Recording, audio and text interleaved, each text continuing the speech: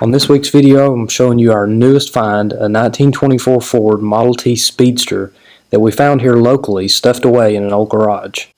I don't typically seek out cars of this era because they're a little bit peculiar, they're kind of hard to get running, they're a little bit hard to drive. There's just a lot of challenges here as far as parts availability and stuff like that, so this is not a normal project for me, and it's definitely not what I would consider an easy project. It's also not what I would consider a profitable project. So, we don't typically buy something that's this old because there's kind of a lot of obstacles there. But this one we just could not pass up. It was right here in our hometown.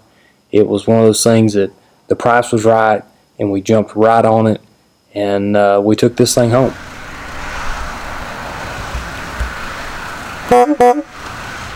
This car has a lot of good things going for it. It's got shiny paint.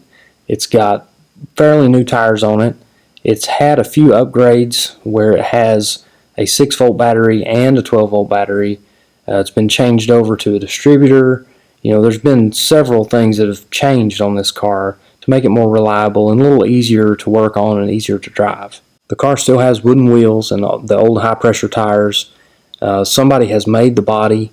Originally, there was no such thing as a Speedster. Somebody had to have kind of made the body around the seat and then put the big tank on the back, and it's kind of cool to have that vintage race car look.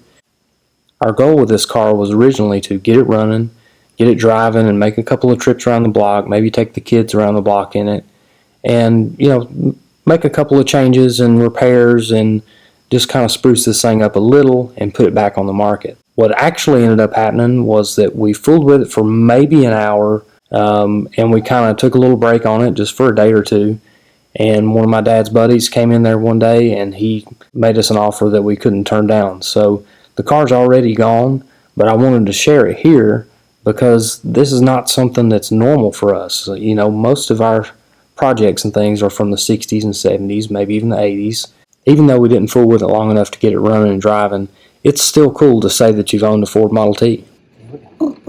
Now get your hands on the steering wheel.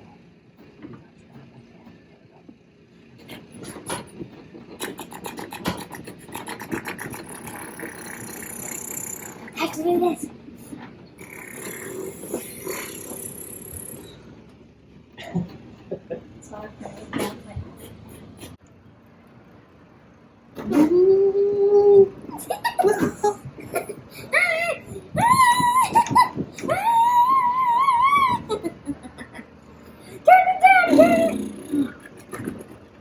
That was a close one.